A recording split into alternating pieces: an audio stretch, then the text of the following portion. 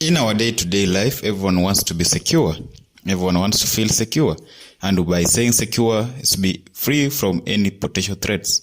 These threats can either be physical, or can either be virtual, or can either be cyber bully generated.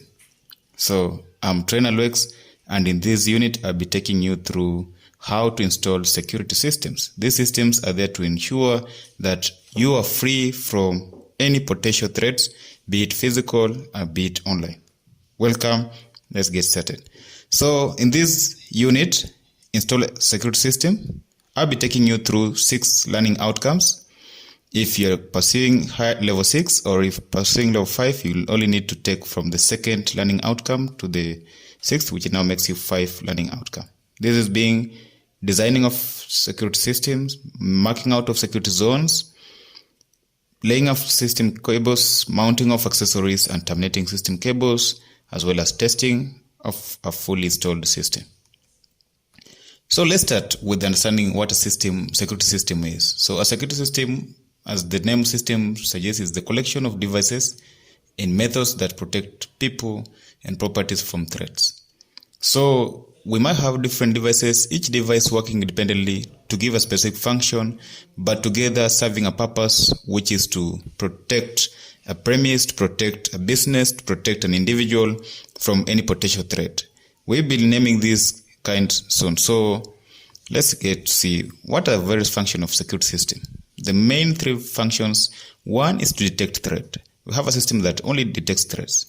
An example of this can be a smoke sensor system, where it only detects the potential threat, which is fire.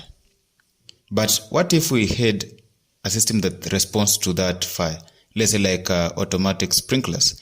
Whenever a smoke sensor detects fire, by sensing the smoke, it now initiates or sends signal to the automatic sprinklers, and then it puts off the fire. That one now will be another second function, which is a system to respond to threat. And another system can also be to prevent threat completely. A good example is an electric fence. Yeah, it's kept there in a way that prevents threat no matter what. So those are 3 functions why we need to install a security system. Let's go through various types of security systems. So all the security system falls under the 4 broad types of security system. One is to limit access. That one we call the access control system. This one to limit entry in any space, in any premises. So this means that for whoever gets into has to be authorized, has to be someone who has permission to enter the given venue. This can be used by use of cards, by use of biometrics, by use of invitation letters and all that, and also permits. All these are good examples of access control system. We see them in at our job places and all that. Surveillance system, which is most common. We aid the use of cameras, and most of them is CCTV cameras, to survey on our premises, our businesses, and see wherever is happening in reality. And also, we can come and refer to a footage whenever maybe you are looking at to solve maybe a conflict or something that happened. Let's, for an example, a theft occurred, and then you want to identify who was the culprit. You can use the surveillance to do that. We also have smart home system, which aid in the ease and the comfort of homes. So it means I can monitor my home far away via just an app application. That one's a smart home security system. We'll be going through each one by one. And we have infrasound detectors. These one are good. That's where most of these other things like alarm system, the fire alarm system, and among other, the burglar alarm system, we'll be seeing them falls under these infrasound detectors. Let's go one by one, and let's start with the surveillance system. The most common and the most that everyone sees. This is a good kind of system. So will I say that it prevents threat? Yes, we shall see if it prevents threat. But can it detect? Because if it's recording everything, it means whenever something goes amiss, it can be recorded. It can capture every detail. So here we'll be going through certain things about CCTV. The CCTV is our main surveillance system. We also have other surveillance systems like the tracking system. We have the audio tapping system. This that is used by the intelligence services and all that. So the CCTV system, we'll be going in large into it and to understand how the installation is done and all that. So I'd like to just go direct to the types of CCTV systems. So first I want to say that the word CCTV stands for closed circuit television, means that people with access to this bandwidth are the people who can access the CCTV footage or the television broadcast footage. Unlike the other open broadcast system where anyone with the frequency and with the right channel will view whatever is happening at the studio, this one is secure to only few people with access. So the analog system, as it says, we use analog cameras. The footage is usually taken in analog form, but also stored in digital form by the aid of a digital video recorder, as you can see from the block diagram there. And then it can also be mounted either in digital form or also be mounted in analog form. We'll be seeing a lot during the designing phase. The second type of CCTV system is an IP CCTV system. And in full, IP is the Internet Protocol, means people with authorization to receive the footage over the Internet. So we receive digital surveillance. You should also be noting the block diagram. As you can see, this type of cable here is the network cable, and we have more devices and like the other one. So we have the IP cameras capturing the footage, sending it to the switch. The switch also is the one that's powering these IP cameras, and also connecting the recorder, which is the network video recorder in this case, the NVR. And also you can monitor the footage in real time via monitoring station as well. Components of CCTV system are many, but we are going to capture in a summarized way. So we have the CCTV camera. This camera is to capture the video and audio signal. And these signals are transmitted to either recording device or to the monitoring station for direct monitoring. So these types of cameras that we have are dome cameras. The dome cameras are for indoor purposes. We have the bullet cameras for the outdoor purposes. We also have the C-mount cameras, very essential because they have the detachable aspect of it, so we can use it in logistics and utilities where things are not permanent. We are moving every time, and then sometimes the spaces will be filled and we need to have to move our cameras. We also have the PTZ, the pan tilt zoom cameras. These ones are used in city centers and also in open areas like parks, reservoirs and all that, because you can monitor a wide view of the premises. Imagine it can rotate 360 degrees and the lens can also tilt at least 60 degrees or 90 degrees, and it can also zoom the footage. Something that's far beyond, you can still zoom it and see closely what's happening. We also have another good camera, we call it fisheye camera. This one rotates 360, but the lens cannot tilt, or neither can it zoom, unlike the PTZ, but it can rotate 360, meaning you can also capture the 360 view of the premise. And then we have the pinhole camera, the one's good for spying and all that. And also we have a wireless camera, which falls under many other cameras. As we can see here, there's an image. You can see how dome camera looks, how the hidden camera looks in the covered. It looks like a smoke sensor, but with a hidden camera there. And among other cameras, you could see that a bullet camera, we have that one for the outdoor, but still not all weather. And we have the one for all weather, meaning it's ready to get all the sunshine, all the rain and all that. So those are kind of cameras. Let's go to the second component, which is now the recording devices. And the recording devices depends with the type of CCTV system. So for the analog system is we have the DVR, or the digital video recorder, which I said initially that its function is first to convert the analog signal to digital signal, and then also to relay it or store it for future reference. Usually the CCTV recorder will keep the signal for about 30 days, depending with the storage calculation that you place. The network video recorder on the other end is for the IP system, and they also can record and also relay footage over the internet. We also have now an advanced or a hybrid DVR that can record the analog footage, convert it to digital footage, and also can share it via internet. But it's a little bit different. I'll be showing you in the next picture. As you can see, there's the back view of this, the hybrid digital video recorder, as well as the network video recorder. As you can see, the type of cable for the input is so different. The other DVR is for the coaxial cables. We'll be capturing that in just next minutes. And then the other for the NVR, you can see how it uses the Ethernet cables or the network cables or the LAN cables, as you call it in your specialization. That's it. So another also device to capture, which is very important, is the Ethernet or the power over the Ethernet. This is the switch. The switch is for powering the camera, and this one is useful for the IP cameras. So the IP cameras, you don't need to power them using sockets and that, unlike the analog camera where you'll have to power each camera independently. Here, all the cameras will be powered from the switch. So the switch is very essential. We'll be looking at later during the termination of this, as I've highlighted in the learning outcome, on how this network cable and Ethernet looks like and how they terminate together, and each cable and its function among the cables. So we also have a router.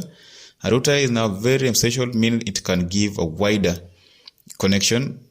From the switch, you can even widen the connection via router, and also to give secure protocol. The router is very essential. So we can have a wired router, the physical router that you will get, depending with the brands. You can have an uplink, T-Link, D-Link, all that. And also you can have a virtual router by just a hotspot. You do a hotspot on your phone, on your laptop, that's a virtual router. Means other people can get connected to it. Let's go to cables. We have different types of cables, but I'll only focus to few that are very essential. We have the coaxial cables that are very essential in analog system, which just involves of a core with insulation around it, and then also fiber, which looks sometimes like a foil or like a braid of wire, and then the insulation around it. Then we have the Ethernet cables, the one that now are used to power the IP cameras, as also the IP system. You find that in a single cable, we have small mini cables, we can say up to 7 of them, each cable serving its purpose. Then you have the optical fiber cables, which are used for massive data. The cable are made of pure glass inside, pure glass strands, and also with insulation. As you can see, this cable has many mini cables inside it. We also have other cables like the power cables. We have the USB serial drive. We have the HDMI cables, the VGA cables, which are also useful in this. Let's talk about hard disk drive, which is very useful. This, you find them in these recording devices. Either it's a DVR or an NVR, you find the hard drive. We also have different hard disk drives, but I'll focus on the 3 main that we usually use in more. The one is the SATA drives, the serial advanced technology attachment, very common. We also have the Purple drives, or the Western Digital Purple drive, designed for 24/7 operations. You understand that you can buy any hard disk drive, but you might buy a hard disk drive that's not suitable for your CCTV surveillance system. Then we have the Seagate Skyhawk drive, very useful for this, so perfect. Also, you find that they go for different costs in the market, but it's for you to understand. Let's also now try to understand another different system, security system. That was surveillance system. Now let's go to a smart home system. As you can see, the image looks good. What's the difference between the normal manual home and smart home? A smart home is a residence that uses internet connected devices to enable remote monitoring and management of appliances and systems, such as lighting, heating, and also the footage. You can get your footage over your smartphone while you're away from home. You don't need to be at the monitoring station. So if that one comes there, that one can also be smart security system. We also have smart home technology. Now the technology is what provides this comfort and along that. So let's check about examples of this smart home technology devices. We also have smart TVs, smart lighting systems, smart thermostats. All these aid in giving the comfort. You can control everything just by sitting. Imagine having a smart kitchen appliance, like you can walk in and just order a coffee maker to make your coffee, or a smart fridge that gives you wherever is in the fridge and also generate recipes for whatever ingredients that you have in the fridge, and you can prepare your meals at your comfort. So that's about smart home system. Whenever any of the 3 or 2 of the system works together, that one brings the system together. And also, when we talk system, how do you protect it against threat? We also have infrasound detectors, and here we'll be talking about it in near future. I'll only select one or two items to continue with. So the type of security system that detect low frequency sound vibration to identify intruders, and this one is also very useful, like in the alarm system, for the burglars, for the atmospheric phenomenon, like to identify if there's a potential earthquake, tremor, among that. It can be useful in that manner. We have seismic event, we have infrasonic weapons, among the rest. We also have access control system as our last control system, last security system. So this one permits or limits entry to a given premise.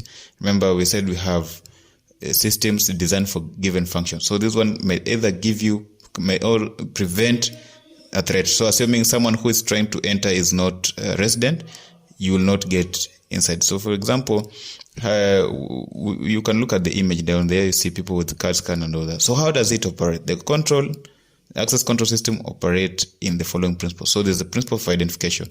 So this one is based on the information fed to the server of the person who was allowed to get into the premises. So if it's to use biometrics, I have to collect the thumbprints of every person who is allowed to the premise.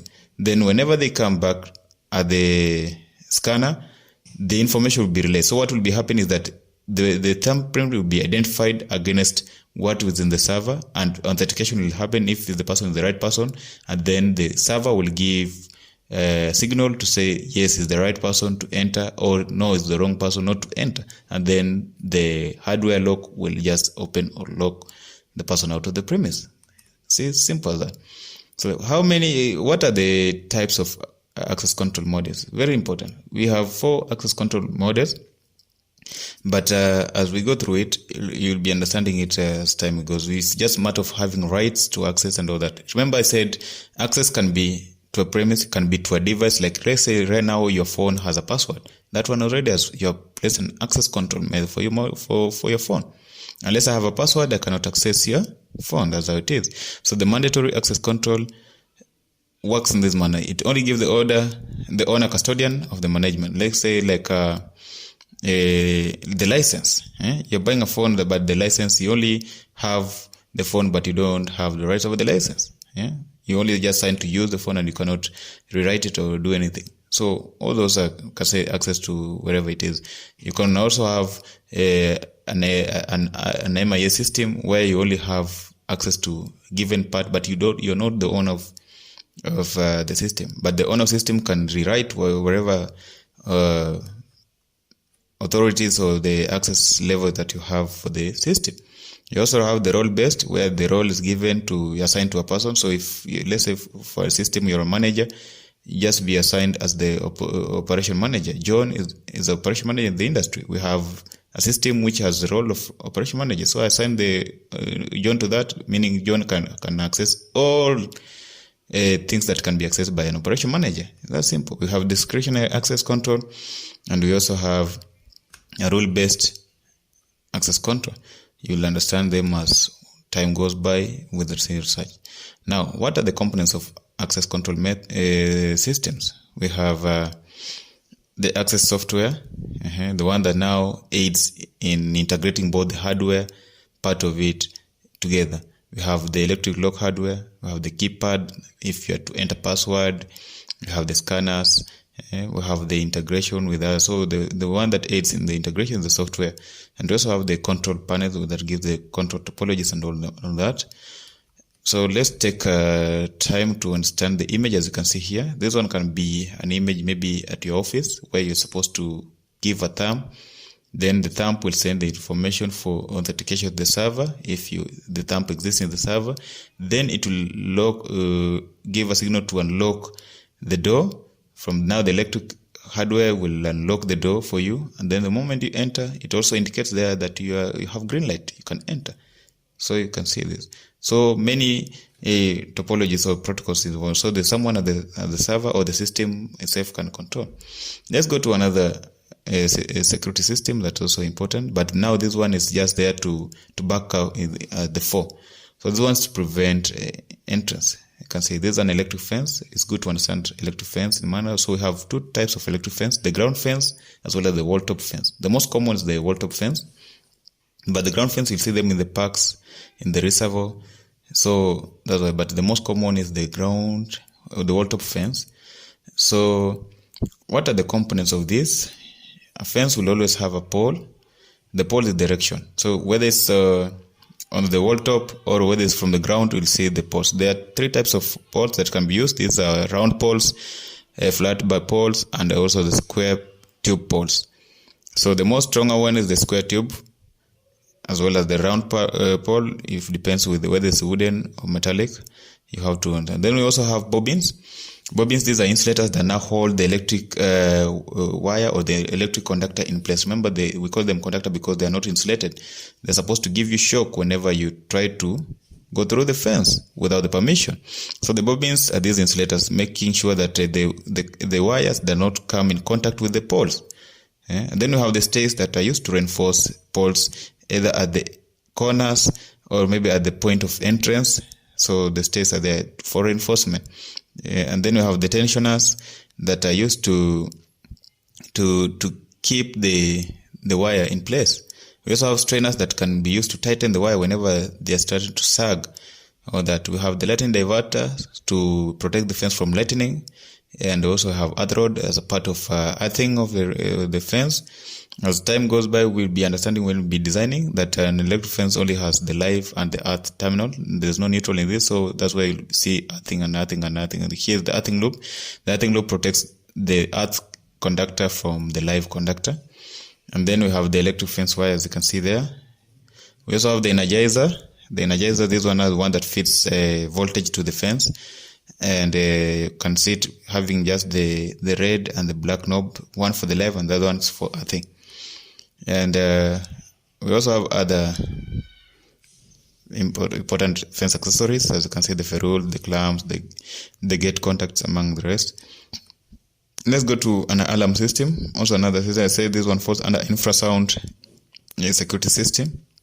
So we need to understand it as one. So an alarm system is for alerting. It's for alerting whenever there's someone trying to break in. We call them the burglars or the intruders. So it alerts. Some of these alarms can also respond. So let's look at one by one. The burglar alarm, the most common. This one is used to detect entrance. So they're placed at the door, at the windows, and any other openings that can give you access to the premises. You also have the fire alarm that involves having smoke sensors or heat sensors. Whenever there's a sudden heat rise, they will sound an alarm to enable people to evacuate, as well as to bring to extinguish the fire on that. And then also have carbon monoxide alarms. This one to ensure that people do not inhale a lot of carbon monoxide. So this is why they're there. So what are components of this system? You can see a very good image there of a smoke sensor, and in the house you can see a screen there of an entrance control system. From here I can see if someone tries to enter, it will tell me if the alarm is armed or not armed in that manner. So we have sensors, and we have different detectors. We have the motion, glass break, all that. Those are sensors, very important. They detect the vibration and all that. And then we have the control panel that gives now the communication. It responds by either alarming, giving the siren, or also communicating to relevant authorities. Like assume you're in a bank system. When an alarm bell or button is alerted, to alert the nearest police station for quick action. We have the siren, now the one that gives the sound and all that to scare away the intruder or the burglars. So up to that point, I want to say thank you for your time, and I'm so sure I'll see you next. So in the